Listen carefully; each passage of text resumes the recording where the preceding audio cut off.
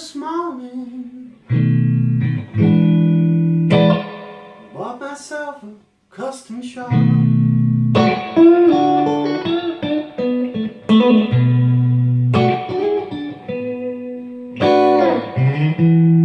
woke up this morning and I bought myself a custom shop.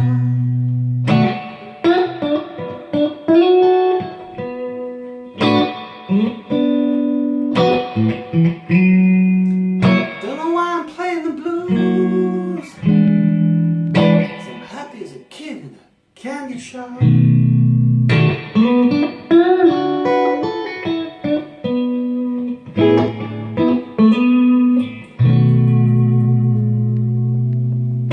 Hi, how are you doing? Thanks for coming back to my channel. Today I'd like to talk to you about my new guitar. It's a Fender Strat, as you can see. And instead of just doing a review of the guitar, I thought I'd talk to you about my history of why I love Fenders and why I have this Stratocaster.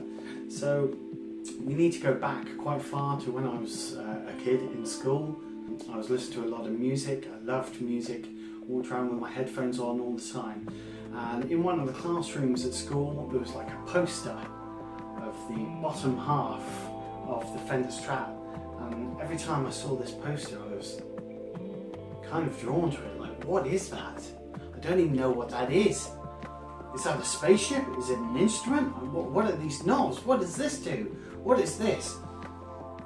So I was drawn to the Strat from seeing that poster, really. And then I got into some of the music my dad was listening to. Obviously Buddy Holly, Mark Knopfler. Had a red one of these, which just looked incredible at the time, and you know he absolutely rips on it. And to me, the Strat, it always had this sound which no other guitar seemed to get. And obviously it's a personal thing, but I was very drawn to that sound. Then later on, you see Hendrix playing one of these, and you know after that you're done.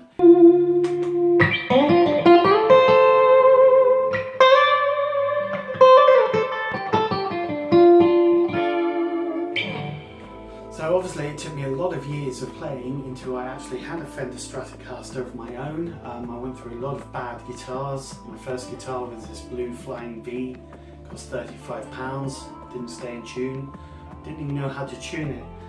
After that I had an Axe guitar. Yes, an Axe guitar. It was called Axe, the make was Axe, and it had Axe written across here. I don't know if anyone else remembers those.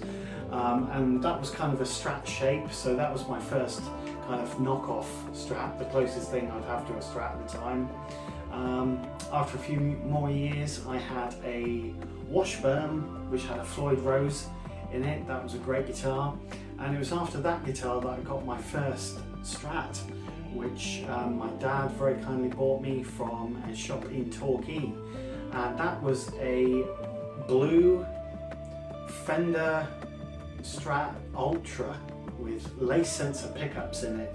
I think that was from the 80s. I think it was 87, I seem to recall, that guitar was made. That became my main guitar for so many years. I gigged with that guitar, recorded with that guitar, I did everything with that guitar. And I loved it for a lot of years, and it was great. Unfortunately, the day came where I did have to sell it.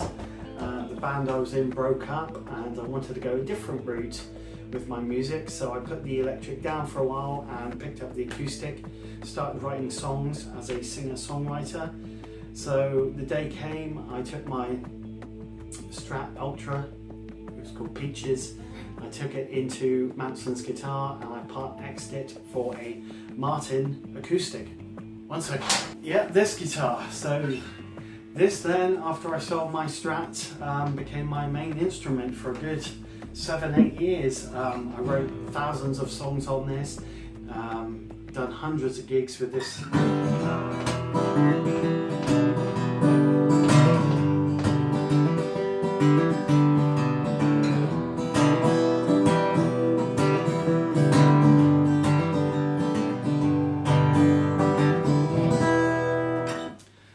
yeah, this became my main instrument, and of course I really missed the Stratocaster, but I had my telly and that was good enough. So the electric gigs I would do on my telly, and maybe for about 7 or so years I didn't really play electric guitar at all until this year when I got my telly out of the case, started recording with it again, started playing again, started going back to basics with my electric guitar playing, learning things that I should have learned a long time ago. And after a couple of months of doing that, I started to really miss the Stratocaster.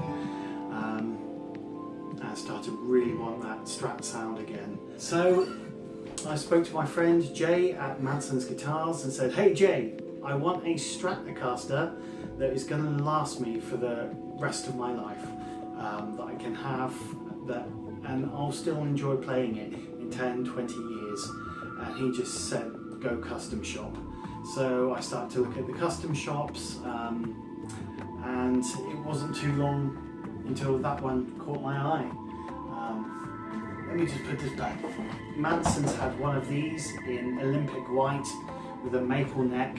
Not really the look I wanted, but I did try that guitar and I A/B'd that guitar against the new Fender Elite. Now I was playing the Elite, great guitar, don't get me wrong. An amazing guitar to take out on the road, just, they really are great. And then I picked up the Postmodern, I think it was Olympic white Journeyman finish, and I picked up that guitar, and the difference between the two was the difference between liking someone and loving someone. That's the only way I can explain it. When I picked up the custom shop, I closed my eyes, I stopped worrying that I was playing guitar, I stopped even thinking that I was playing guitar, and the music that's inside you just came out. Unfortunately, Manson's didn't have the finish I wanted, or I would have bought it there and then. They didn't have it in stock, they only had the Olympic white. So I rushed back home, looked online, and a shop in Blackburn had one of these left. And I think it was one of the final ones left in the country. So this shop in Blackburn called Reedy's had one of these, and I phoned them up and ordered it, and it came next day, and they gave me a great service.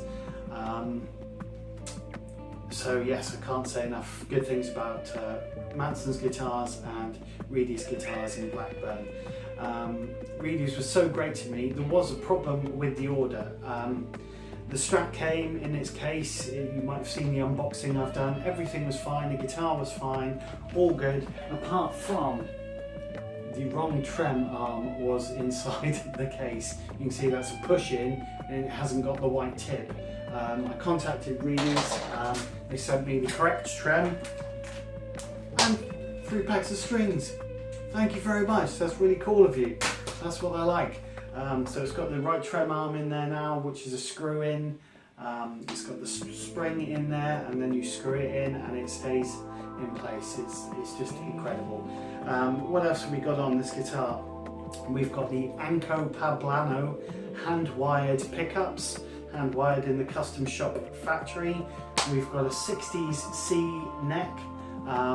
We've got a vintage tremolo and the vintage style tuners. So basically everything, the look of this guitar, the aesthetic is supposed to be a 50s, 60s style guitar, which was bought, put in a case, put under a bed for a couple of decades, and then someone finds it, you open the case, and that's supposed to be the finish. There is some slight checking on there, which would represent buffing against the case. That's the only bit of real relicking. It's really nice, it's just a kind of checking that's on there. I don't know if you can see. The comfort cup here, there's a bit more cut out to give you a bit more comfort. We've got the F here. It has a maple neck with a rosewood fingerboard. You can see the tuners are spaced out, so no need for a string tree on this one. on the volume pot, it's got something where a tone circuit where they say when you turn down the volume, you don't lose any treble. So let's just test that out. I'm going to turn it down. A bit more. So the more you turn it down, it just retains the treble, which is really good if you're, you know, a person who likes playing with the volume pot, you know, during songs.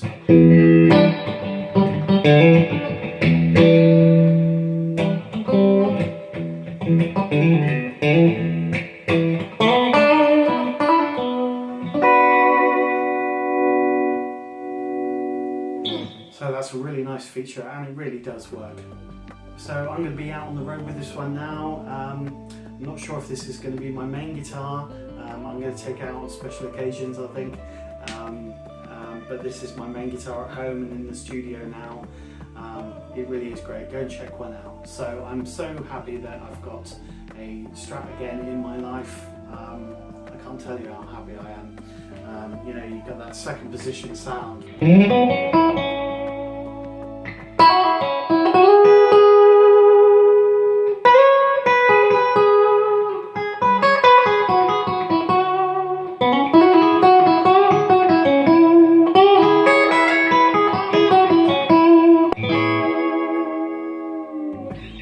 There we go. Thanks very much for tuning in. I'll see you next time. Please subscribe, and I'll be back with more gear stuff, more guitar stuff, and more gig stuff. So see you then. Cheers.